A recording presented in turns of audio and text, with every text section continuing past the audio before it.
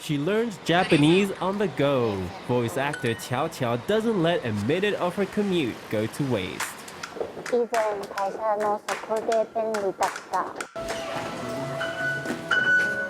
Her phone meets her every need, from food and clothing to education and entertainment. The first sound she hears every day is her phone alarm, and the first thing she reads is her messages. The first thing I do when I wake up is check my schedule and see if there are any spots available for me to work. If I don't reply quickly, I might miss their opportunity. I can't be without my phone. On the bus, I check the timetable on the dedicated app, and when I get out of the MRT, I use Google Maps to reach my destination. Chiao Chiao is most definitely not alone in her habits. About 85% of Taiwan's population uses a smartphone. Everywhere you look, there's people scrolling on their phones. Mobile phones are no longer just a tool for communication. 2007 was a pivotal moment that turned the smartphone into a gadget with annual updates and with the functions of a mini computer and a digital camera. With an ever-expanding range of applications, smartphones became an essential part of our daily lives. Social media is one of the biggest reasons we've become so hooked to our phones. In Taiwan, the most used social media apps are Line, Facebook, and Instagram, with TikTok coming in at number 5. Our phones keep us connected, but too much of a good thing can be bad. Being always online can cause anxiety. When there is such an explosion of information, it can leave you feeling like, how come I can't do this? Why don't I know this? How come he went to Chiao Chiao's concert? How did he score tickets? How can they travel so much? It looks like other people's lives are full of wealth and beauty, and yours isn't. When you compare yourself to others, it feels terrible, and that can give rise to frustration. Social media pushes you a lot of anxiety-inducing content. This anxiety makes you want to scroll even more. There's an expression to describe this, FOMO, which stands for fear of missing out. FOMO inadvertently makes people become reliant on their phones. I always carry a power bank with me. If I don't bring one with me, or if my bag's too heavy, I rent one when I'm out and about. Carrying a power bank has become a habit for Chiao Chiao, who says she feels uneasy if her phone runs out of battery. This fear of being without a phone has been dubbed nomophobia. Having a phone near you when you're working or at school can have a negative impact on concentration. I get distracted all the time checking for new messages or wondering if someone is trying to reach me. The use of phones and other personal electronics has really fragmented our attention. We can't stay focused for a sustained period of time. And losing focus while walking on the street brings with it a higher risk of accidents. The average Taiwanese spends 3 to 4 hours a day online on the phone, computer, or tablet. On weekends, the average is between 4.4 and 7 hours. You can see how long you're using it by going to screen time, and it will show you how long you've used each app every day for the past week. But putting down your phone and resisting the urge to pick it back up is already very difficult for adults, let alone children and teenagers, whose brains are not yet fully developed.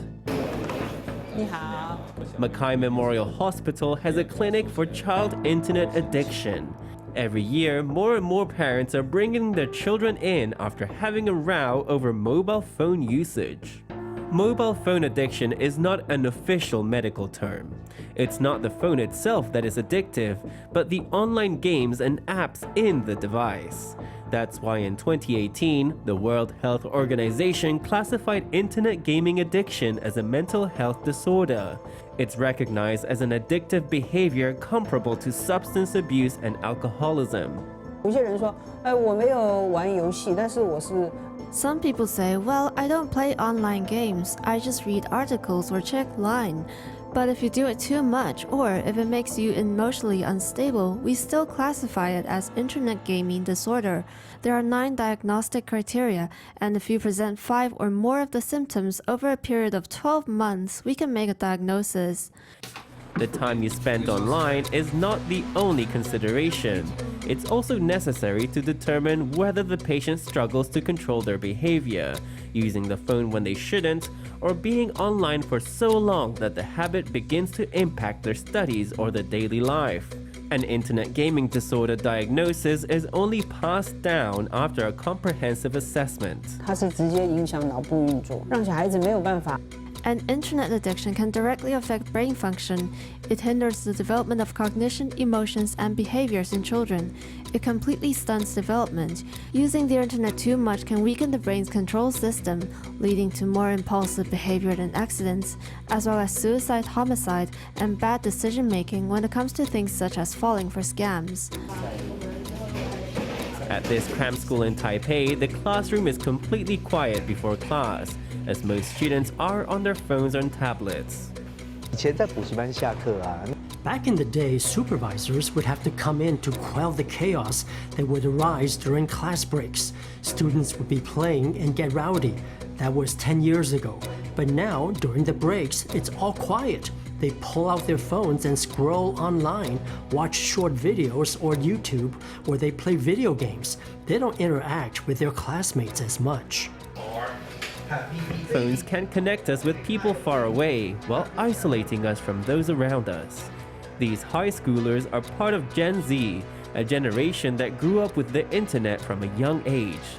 They've also been dubbed digital natives. 你大概从什么时候开始有手机的？大概就是 The first semester of junior high. 你都是什么时候玩啊？有时候上课 I play during class sometimes, sneakily, and after class, or before I start studying at home. 国小那 In elementary school, I used to share a phone with the rest of my family. I got a phone of my own in junior high to contact my parents to pick me up and drop me off. According to the Child Welfare League Foundation, Taiwanese children typically get their first phones at the age of 10. About 95% of them use social media. They spend an average of 4 hours a day on their phones and up to 7 hours on weekends. To get a better understanding of mobile phone addiction, we asked 3 teens to fill in a questionnaire on internet usage habits by the Ministry of Health and Welfare. One of them exhibited a high tendency for addiction. 填完这个之后发现 After filling out the questionnaire, I realized that I have a serious problem.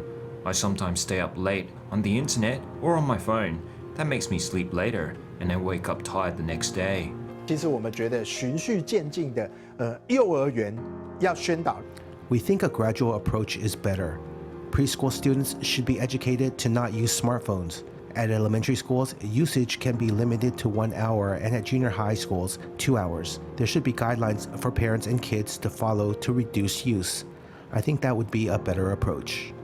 Wang Hanyang believes that educating the whole family is important, since parents can be just as addicted as their children and see no problem with excessive phone use. A doctor says unchecked phone use from a young age can also bring about physical problems over the long term. 医师你好，我不晓得是不是滑手机时间长，最近一直觉得身体不太舒服。它最主要就会造成颈椎。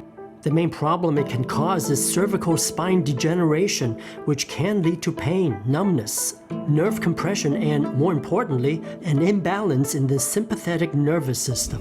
好，来这样子来手把它放开来打开，然后后面做一个夹肩胛骨，你有没有夹肩胛骨的动作？ Neck and shoulder stiffness from phone overuse can be relieved with a good stretch, putting your arms behind you and bringing your shoulder blades together. You can also massage key pressure points on the body. 后脑勺的下面这里有2个骨头，有没有？好，骨头按住哦，那个地方呢，在中医叫做风池穴。 Mobile phones have essentially become necessary in our lives, but they are best used with self-control. Keeping a healthy distance from the virtual world is key to prevent us from losing touch with the physical realm.